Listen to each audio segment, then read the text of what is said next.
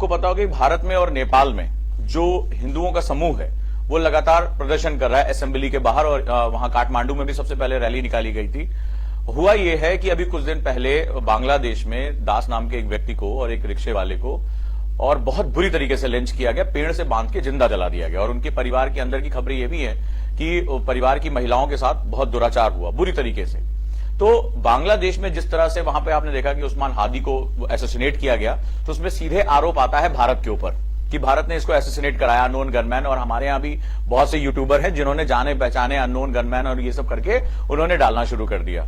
तो बाद में वहां से निकल कर आया कि ये कॉन्स्पिरेसी थ्योरी बहुत ही खतरनाक है। आज की डेट में बांग्लादेश बहुत ही खतरनाक जो है मोड़ से गुजर रहा है। अब पूरी कहानी को जो हमने चेस का गेम इससे पहले समझा था, आज उसको हम दोबारा समझते हैं कि इस कहानी के बेसिक पैरामीटर्स क्या हैं और इस कहानी के बेसिक पार्ट्स क्या हैं। सो लेट्स स्टार्ट, चलिए शुरू करते हैं हम लोग। तो ये जो बांग्लादेश का सेगमेंट है, बांग्लादेश के साथ बहुत सी घटनाएं एक साथ हो रही है और बांग्लादेश आज कोई देश नहीं रह गया है। वहां पर इंटरिम गवर्नमेंट है यूनुस की, यूनुस जिन्हें नोबेल पीस प्राइज मिला था कभी ग्रामीण बैंक और फलाने के लिए, आज वो व्यक्ति जो कार्य कर रहा है वो भारत को बुरी तरीके से प्रभावित करने वाला, परेशान करने वाला है। तो चलो जरा समझते हैं कि इस पूरी कहानी के पीछे की क्या कहानी है और क्या होने जा रहा है। भारत में भी कई न्यूज चैनल चर्चा कर रहे हैं कि भारत को आक्रमण कर देना चाहिए, भारत को एक्सट्रीम करना चाहिए, फलाना करना चाहिए।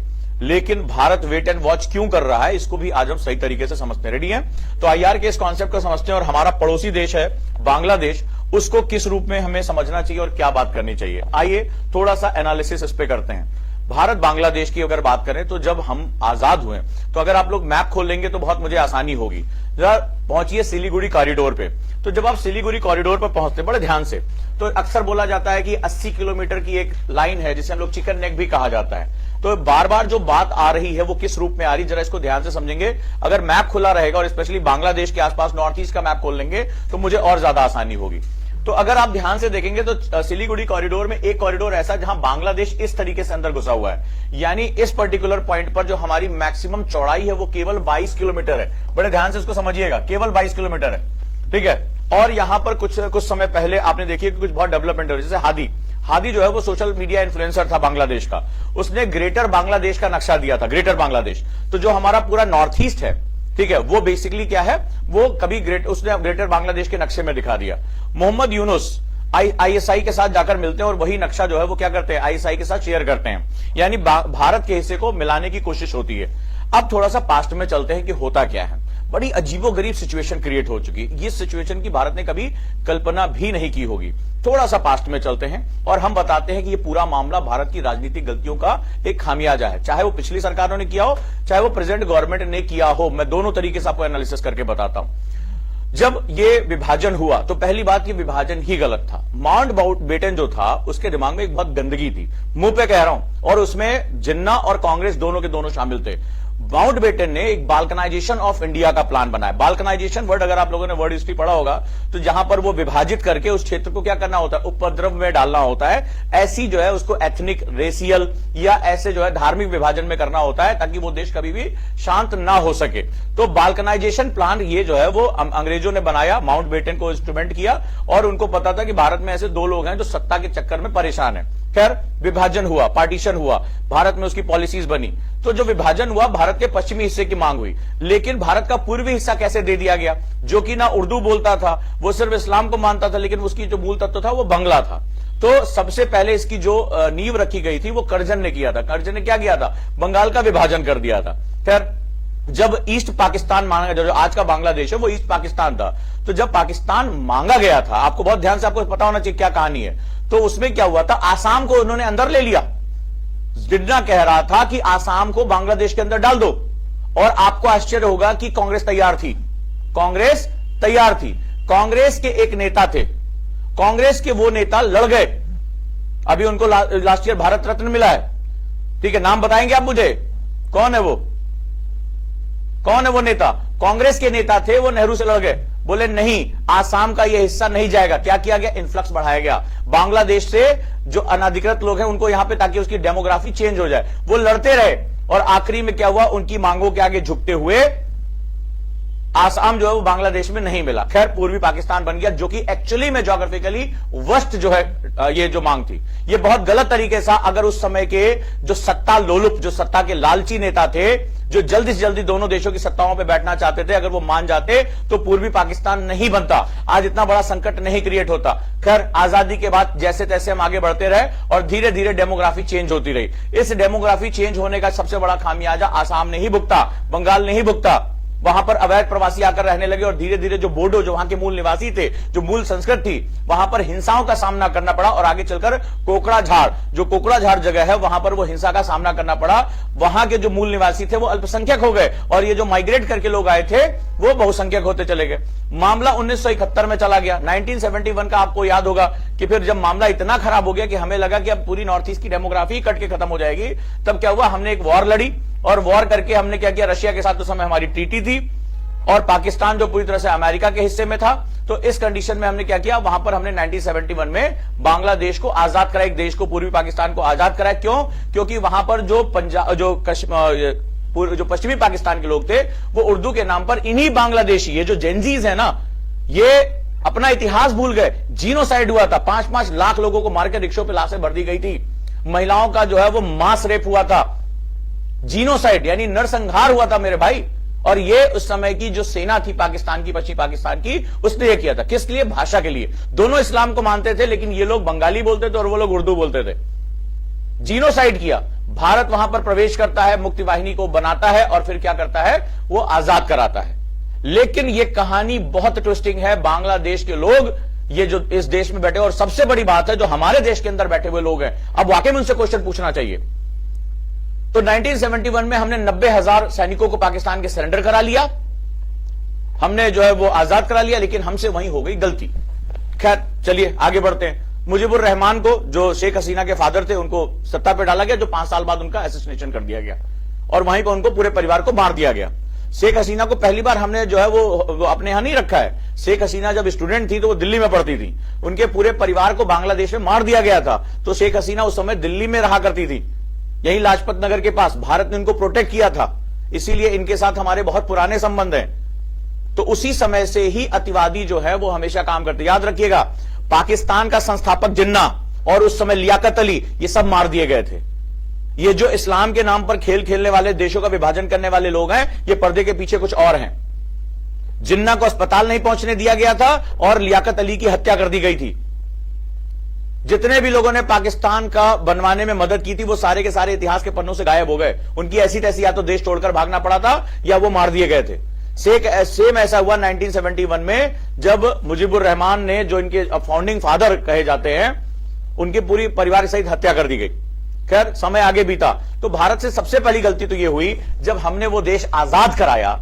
मतलब हम सीरियसली कह सकता हूं कि मुझे, जब मैं पीछे जाकर अतीत के पन्नों को खंगालता हूं ना, आज जो हो रहा है, आज जो वहां के मासूम लोग मारे जा रहे हैं, अल्पसंख्यक जो वहां के मारे जा रहे हैं, ये गलती हमारे पॉलिटिशियंस की थी। इतनी गंदी पॉलिटिक्स है हमारी, ये जो आदर्शवादी पॉलिटिक्स, ये जो अहिंसा की पॉलिटिक्स, और यहां जो बैठे हुए जो ये पत्रकार हैं, इनके मुंह में उठा के जो है वो दे देना चाहिए, जो है वो आग की एक जलती हुई लपटें। क्योंकि वो आदमी को जिंदा पेड़ से बांध के मार दिया गया, सबके सामने बनाया गया, उसको मारा गया।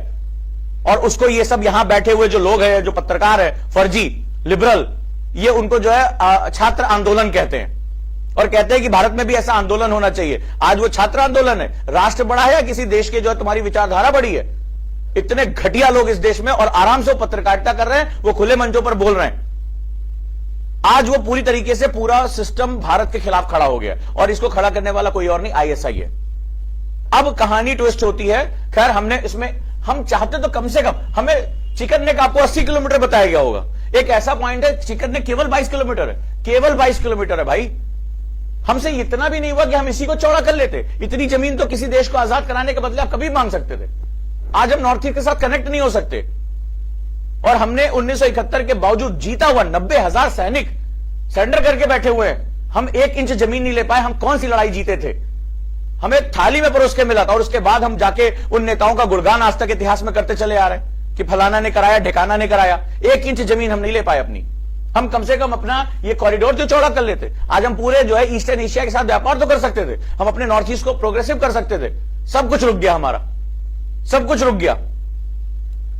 तो याद रखना कि जो नेशनल इंटरेस्ट होता है ना, वो रूथलेस होता है। सत्ताएं ताकत से चलती हैं, ये आदर्श, ये जो है नेबर फर्स्ट, और हमारा एक गाल पे मारो दूसरा गाल आगे कर देंगे, ये वर्ड पॉलिटिक्स में नहीं चलता। आज देखो हम लोग भुगत रहे कि नहीं भुगत रहे, आज हम भयानक तरीके से भुगत रहे हैं। इतिहास ने हमें बार बार गलतियां सुधारने का मौका दिया, हम नहीं सुधार पाए। क्या कर ले रहा कोई देश? अमेरिका ने पूरी दुनिया में इतनी तबाही मचा दी, बोला आतंकवाद के नाम पे खुद ही पहले वो आतंकी पैदा करता है, उनको हथियार देता है, फिर उन्हीं के खिलाफ युद्ध लड़ता है, देशों को निपटा देता है। किसी ने कहा अमेरिका कुछ बिगाड़ लिया क्या? कुछ नहीं बिगाड़ पाया अमेरिका का। हम डरपोक, राजनीतिक रूप से रीढ़ विहीन लोग, राष्ट्रीय मुद्दे हमारे कभी चर्चा में रहे ही नहीं, बस खाली किसी तरह से कुर्सी बच जाए, किसी तरह से वोट मिल जाए, जिसको जो खुश करना है खुश कर जाए, उसके तलवे चाट लें। यही हमारी पॉलिटिक्स हमेशा से रही है। घटिया किस्म की पॉलिटिक्स हमारी हमेशा से रही है। डरपोक पूरी दुनिया में, अभी ऑपरेशन सिंदूर के बाद की बात कर रहा हूं, विदेशी जो इजराइल, तुर्की ने जरा सी आंख उठाई, आज इजराइल के निशाने पर तुर्की आ गया है, तुर्की आ चुका है उसके निशाने पर। और तुर्की, इजराइल ने 3 देशों को इकट्ठा कर लिया, साइप्रस को इकट्ठा किया, ग्रीस को इकट्ठा किया, अपना ट्रायंगल बना दिया। तो अगर आप मैप पे तुर्की को देखोगे तो तुर्की नाटो में चला गया। तुर्की ने, अर्दोगान जो है कह रहे हैं कि हम ओटोमान एम्पायर वापस लेकर आएंगे। मैं वापस तुम्हें जोड़ रहा हूं, पैरेलली दुनिया में क्या चल रहा है, पैरेलली क्या चल रहा है, रूथलेस होना किसे कहते हैं। और जब राजनीति, जब कोई, बिल्कुल हमारा देश आचार्य चाणक्य का अपमान करने वाला देश रहा है। आचार्य चाणक्य के पैर में सिर्फ एक बार कांटा फंस गया था, मट्ठा डाल के समूल नाश कर दिया था, और बोला था कि दुश्मन का जब तक समूल नाश नहीं करोगे तब तक वो बार बार खड़ा होगा। देखो आज हमारे सामने 1971 में अपनी जमीन वापस ले सकते थे। 1971 में लोग क्या होते, रोते चिल्लाते, रशिया हमारे साथ ट्रीटी में, हमारा युद्धपोत बंगाल की खाड़ी में खड़ा था, बट नहीं, इमेज हमें स्टेटमेंटशिप रखनी थी, हमें पूरी दुनिया में अपनी लार्जर देन लाइफ इमेज बनानी थी। एक सबसे बड़ा बॉर्डर 4300 किलोमीटर का हमने ओपन करके छोड़ दिया। आज हमारे पूरे नॉर्थ ईस्ट की ऐसी तैसी हुई है, आज हमारे इन्फिल्ट्रेशन हो रहा है, आज गंदी पॉलिटिक्स उसका फायदा उठा रही है। कल देखे वहां पर बंगाल में, वेस्ट बंगाल में एक बंदा पकड़ा गया, जानते हो क्या किया? अपने घर से बांग्लादेश के अंदर सुरंग बना दी थी, घर के अंदर से वो उधर से इधर से लोगों को ले और आ जा रहा है, घर के अंदर से, बॉर्डर के पास से। ऐसे लोग इस देश में रहते हैं, ऐसे लोग इस देश में रह रहे हैं, और हम कुछ नहीं कर पा रहे। उनको राशन बांट रहे हैं, उनका वोटर आईडी कार्ड बना के बैठे हुए भाई साहब। आज सर में कहां से निकल कर आ रहा है 83 लाख, 2 करोड़, 1 करोड़। कौन लोग हैं ये लोग? ये देश के निवासी नहीं है, इनकी कोई पहचान नहीं है। 50 लोगों के बाप का नाम एक ही है, मां का नाम एक ही है, मां और बाप और बेटे के बीच में केवल 3 साल का अंतर है। बताओ, ये डाटा निकल कर आ रहा है हमारा, पढ़िए तो सर के डाटा क्या निकल कर आ रहा है उसमें। तो ये उसी समय हमें पूरा इलाज करना चाहिए था। ये देश अपनी परंपराओं को भूलता जा रहा है, आचार्य को भूलता चला जा रहा है, इसी वजह से परेशान है। हम कोई स्टेप उठाते, कंप्लीट उसको करते ही नहीं है। अब क्या हुआ? यही पैरेलली तुर्की ने कहा हम ओटोमान एम्पायर बनाएंगे, अर्दोगान जो क्या कर रहा है, पाकिस्तान के साथ जा रहा है, ये कर रहा है, वो कर रहा है। इजराइल को समझ में आ गया, भाई साहब ओटोमान एम्पायर का मतलब हो गया। ओटोमान एम्पायर का नक्शा देखोगे, फर्स्ट वर्ल्ड वॉर से पहले ओटोमान एम्पायर सबसे बड़ा एम्पायर था, इस्लामिक एम्पायर। उसमें वो इजराइल की बात को नेस्तनाबूद करता है। इजराइल ने कहा अच्छा रुको, तुम ओटोमान एम्पायर की भी बात ही सोच रहे हो ना, तुम सोच ही तो रहे हो। सीधे मीटिंग की और कल स्टेटमेंट दे दिया नेतन्याहू ने कि अगर कोई ये सोच रहा है कि वो अपने अतीत के गौरव को वापस लेकर आएगा तो सिर्फ अपनी सोच तक रखे। स्टेटमेंट है उसका सीधे। और उसने क्या किया, तुर्की के जस्ट नीचे साइप्रस है और ग्रीस है, ठीक है, ये दोनों देशों को मिलाकर इजराइल ने ट्रायंगल बना दिया और घेर लिया। ट्रायंगल बनाकर घेर लिया, किसको? तुर्की को हिलने नहीं देंगे। मैसेज दे दिया, तुर्की की मुद्रा है लीरा, लीरा को गिरा दिया, मार्केट से उसको खत्म कर दिया, बोले इकोनॉमी खत्म करो। मैसेज खुल के दे दिया, अगर तुमने गलती से भी कुछ सोचने की कोशिश की तो सोच लेना, तुम्हारी हम ऐसी तैसी। इसे कहते हैं कंट्री। आप इजराइल को नापसंद करें, नफरत करें, प्यार करें, आपकी मर्जी, आपकी सोच। हम भारतीयों के साथ बड़ी दिक्कत है कि हम अपने दुश्मनों को भी जाके जो है वो दोस्त बना लेते हैं, माफ कर देते हैं, मारे जाते हैं हम इस चक्कर में। तो नतीजा क्या रहा? मामला सारा का सारा खत्म। उसने सीधे मैसेज दे दिया, अगर तुम ओटोमान एम्पायर की लीजेसी को सोच रहे हो, भूल जाओ, हम निपटा देंगे। भारत क्या कर रहा है? 1971 में वो 1 इंच जमीन नहीं ले पाया, जीता हुआ देश, 90,000 सैनिक सामने सरेंडर करके बैठे। यार इतिहास के सबसे बड़े सरेंडर में से एक है। और उसके बाद हम 1 इंच जमीन अपनी नहीं ले पाए, और आज तक इतिहास में गाते हैं कि बांग्लादेश को हमने आजाद कराया। क्या करा लिया आजाद करके? आज से हमारे यहाँ 100 स्टूडेंट के लिए एजुकेशन लोन अवेल हो रहा है। तो एजुकेशन लोन के लिए चाहे आप किसी बैच में जा रहे हो, चाहे आप मेरा ऑप्शनल ले रहे हो, चाहे आप सुपर मेंटरशिप ले रहे हो, चाहे आप एनसीईआरटी टू लवासना का बैच ले रहे हो, कोई भी बैच अगर आप ले रहे हैं तो अब यहाँ पर आपका जो एजुकेशन लोन यानी इजी ईएमआई आपको अवेलेबल हो जाएगी। वो जो एजुकेशन लोन है उसका जो 1 साल का जो इंटरेस्ट आता है वो एकेडमी बियर करेगी। आपके लिए फर्स्ट मंथ की EMI जो है वो 0 डाउन पेमेंट पे रहेगी, यानी आपको कोई एडवांस नहीं देना है। 1 महीना पढ़ लेने के बाद आपको पहली EMI आपकी शुरू होगी। इतना इजी कर दिया है। ऐसे 100 स्टूडेंट, फर्स्ट 100 स्टूडेंट को मैं सर्व करा रहा हूं। आप आज ही तत्काल फोन कर देंगे 8750711122 या 8750711133। याद रखिएगा। तो जो यहां पर आपका 0 डाउन पेमेंट, यानी फर्स्ट मंथ आपकी EMI ही नहीं पेमेंट करनी है, यानी आप 0 बेसिस पे आप अपनी क्लास शुरू कर सकते हैं। 1 महीने बाद आप इसको जाकर देंगे और जो एनुअल इंटरेस्ट रेट होगा that is bear by the academy itself.